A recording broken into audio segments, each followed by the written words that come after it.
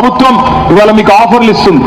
మాకు తెలిసింది ఒక అపార్ట్మెంట్ వాళ్ళకి ఆఫర్ ఇచ్చారంట, 90 లక్షలు ఇస్తాం అపార్ట్మెంట్ కి, మీరు ఖాళీ చేసి వెళ్ళిపోండి, మేము గాంధీ బొమ్మ పెట్టాలి అని. వాడు 90 లక్షలు ఇస్తానన్నా, ₹1 కోటి ఇస్తానన్నా, దయచేసి మీరు కొద్ది మంది లొంగిపోయినా మీ యూనిటీ దెబ్బతింటుంది. కాబట్టి జాగ్రత్తగా ఉండండి, జాయింట్ యాక్షన్ కమిటీస్ వేసుకోండి, ఐకమత్యంగా ఉండండి. మీ ఐకమత్యం చెదిరిపోతే మిమ్మల్ని మేము కాపాడలేము. మీరు ఐకమత్యంగా లేకపోతే, మీరు ఒక జట్టుగా లేకపోతే మేము మిమ్మల్ని కాపాడలేము.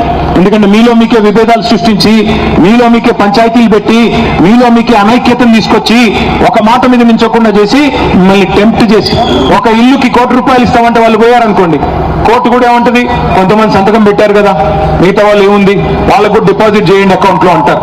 అందుకే జాగ్రత్తగా జాయింట్ యాక్షన్ కమిటీ ఏర్పాటు చేసుకొని ఎవ్రీ వీక్ అవసరమైతే మీటింగ్ పెట్టండి. మేము కూడా వస్తాం, తప్పకుండా మీకు న్యాయం జరిగేదాకా మీతో ఉంటాం, తప్పకుండా మీకు అండగా నిలబడతాం. 2 ఏళ్లు కాపాడుకుందాం తెలంగాణని. ఆ తర్వాత మళ్ళీ ఈ దుర్మార్గ ప్రభుత్వం నుంచి మనకు విముక్తి వస్తుంది, తప్పకుండా మంచి జరుగుతుంది. అప్పటిదాకా ధైర్యంగా ఉండాలని చెప్పి కోరుతూ, శాసనసభలో, శాసన మండలిలో, పార్లమెంట్ లో ఎక్కడెక్కడైతే మాకు ప్రాతినిధ్యం ఉందో అక్కడల్లా ఈ సమస్యను లేపుతాం. మీ తరపున గొంతును బలంగా వినిపిస్తాం. క్షేత్రంలో కూడా కదం తొక్కుదాం, కలిసికట్టుగా నడుద్దాం.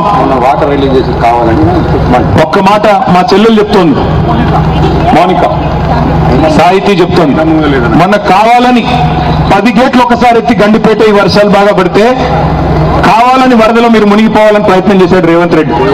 సాడిస్టిక్ ప్లెజర్ అన్నాడు కదా, సాడిస్టిక్ ప్లెజర్ అన్నాడు కదా, ఆ సాడిస్టిక్ ప్లెజర్ కోసం, పైశాచిక ఆనందం కోసం నీళ్లు వదిలిండు.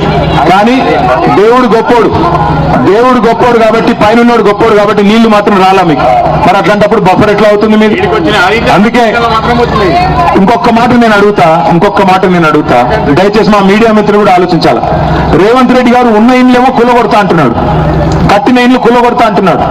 మరి నిర్మాణంలో ఉన్న ఇండ్లు ఆపాల్సిన అవసరం లేదా? ఇవాళ మూసీ పక్కన పెద్ద పెద్ద బిల్డింగ్లు వస్తున్నాయి, మూసీ మధ్యలో అక్కడ మాత్రం డబ్బులు తీసుకున్నారు కాబట్టి, అక్కడ బాగా డబ్బులు తీసుకున్నారు కాబట్టి అక్కడ మాత్రం ఆపరంట. అంటే పేదవాడు 200 గదాల్లో కట్టుకుని ఇల్లు అయితే కూలగొడతాం, కానీ పెద్దవాడు మూసీ మధ్యలో బిల్డింగ్లు కట్టినా ఆపడు. ఇది ఈ ప్రభుత్వం యొక్క నీతి. చిత్తశుద్ధి ఉంటే ముఖ్యమంత్రి గారు పెద్దవాళ్ళ బిల్డింగ్ ఆపు, చిత్తశుద్ధి ఉంటే రెడ్డి కుంటలో నీ ఇల్లు ఏదైతే కట్టినావో దాన్ని కూలగొట్టు, చిత్తశుద్ధి ఉంటే మీ అన్న తిరుపతి రెడ్డి ఇల్లు దుర్గం చెరువు FTL లో ఉంది, కూలగొట్టు.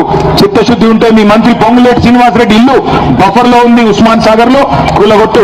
చిత్తశుద్ధి ఉంటే మరి మీ పట్నం మహేందర్ రెడ్డి ఇల్లు హిమాయత్ సాగర్ మధ్యలో ఉంది, దాన్ని కూలగొట్టు. ఆ తర్వాత ఇక్కడికి రా.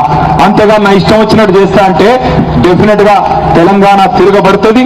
మరో తెలంగాణ ఉద్యమం తరహాలో ఉద్యమిస్తాం, మీకు అండగా నిలబడతామని మళ్ళొకసారి తెలియజేస్తూ, దయచేసి ఐకమత్యం ఉండండి. Last thing I will emphasize, మళ్ళీ చెప్తున్నా, యునైటెడ్ గా ఉండండి. మీరు ఐకమత్యం ఉంటేనే మేము మీకు సహకరించగలుగుతాం, మేము మీకు హెల్ప్ చేయగలుగుతాం. మీరు ఐక్యంగా లేకపోతే, మీ ఐకమత్యం చెదిరిపోతే మిమ్మల్ని ఎవరు కాపాడలేరు. 2 ఏళ్లు దయచేసి ఐకమత్యంగా ఉండండి, తప్పకుండా మేమందరం మీకు అండగా నిలబడతాం. న్యాయపరంగా, శాసనపరంగా అన్ని రకాలుగా ఉంటామని చెప్పి తెలియజేస్తూ, జై తెలంగాణ.